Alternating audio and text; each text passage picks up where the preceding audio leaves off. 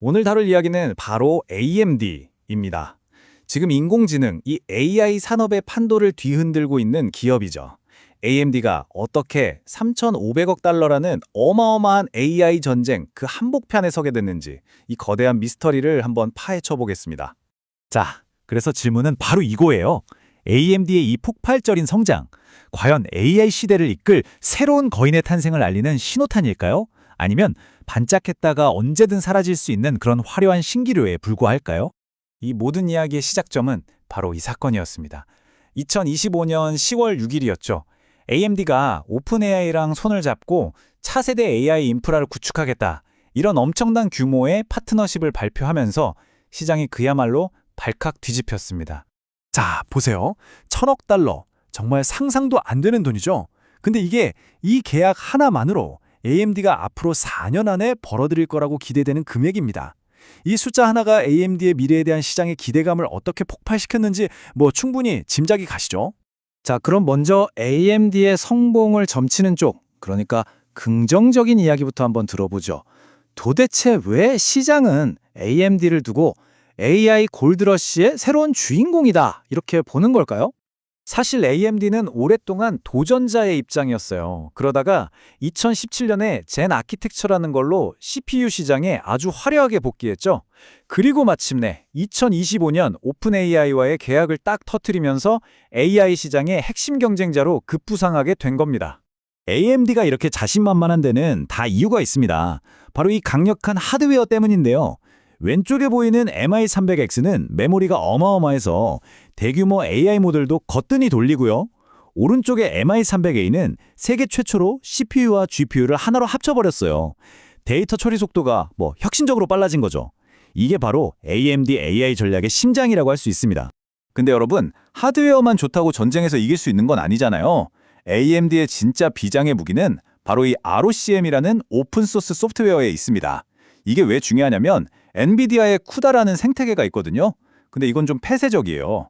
여기에 갇히고 싶지 않는 개발자들한테 자유라는 아주 강력한 무기를 주는 셈이죠. 그리고 이런 전략이 먹히고 있다는 건 숫자가 딱 증명해 줍니다. 보세요. 데이터 센터 부문 매출이 2024년 한 해에만 무려 94%나 성장했어요. 94%! 이 폭발적인 수치, 이건 AI로의 전환이 AMD의 핵심 성장 엔진이 됐다는 걸 아주 명확하게 보여주는 거죠. 이게 그냥 잘 되겠지 하는 희망사항이 아니라는 겁니다.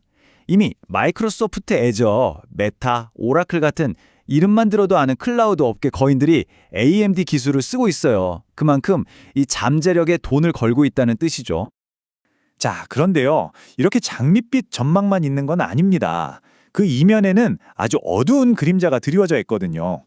지금부터는 AMD가 마주한 이 만만치 않은 도전들, 그러니까 부정적인 이야기도 한번 살펴보겠습니다.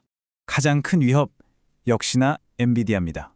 지금 시장의 80에서 95%를 장악하고 있는 거의 절대 강자죠. 이게 무슨 뜻이냐면요. AMD의 모든 성장은 이 거대한 엔비디아라는 철옹성을 어떻게든 뚫어야만 가능하다는 겁니다. 엔비디아의 진짜 힘은 단순히 하드웨어에만 있는 게 아니에요. 바로 400만 명이 넘는 개발자들이 사용하는 이 쿠다라는 소프트웨어 생태계. 이게 바로 그들의 진정한 해자인 거죠. AMD의 ROCm이 이 아성을 넘는다는 거, 이거 정말 쉬운 과제가 아닙니다. 근데 경쟁자가 엔비디아뿐만이 아니죠.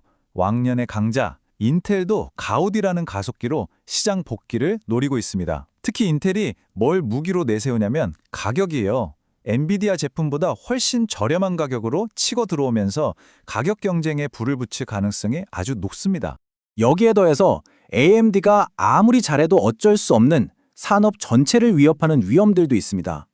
메모리 반도체가 부족해질 수 있다는 문제, 나라들 간의 지정학적 리스크나 무역 정책, 그리고 AI 전문가를 구하기 위한 인재 확보 전쟁, 또 언제 터질지 모르는 AI 버블에 대한 우려까지 그야말로 사방이 지뢰받친 셈이죠. 자, 이렇게 긍정론과 부정론이 아주 팽팽하게 맞서고 있는 상황인데요. 과연 금융시장은 이걸 어떻게 보고 있을까요? 지금부터는 시장이 보내는 신호들을 한번 분석해 보겠습니다. 주가 수익 비율 PE가 무려 112.59입니다. 112배요. 보통 20배만 넘어도 고평가 아니냐는 얘기가 나오는데 112배라는 건 뭐랄까? 앞으로 성공할 거라는 기대를 전부 다 현재 주가에 미리 땡겨와서 쓴 셈이에요.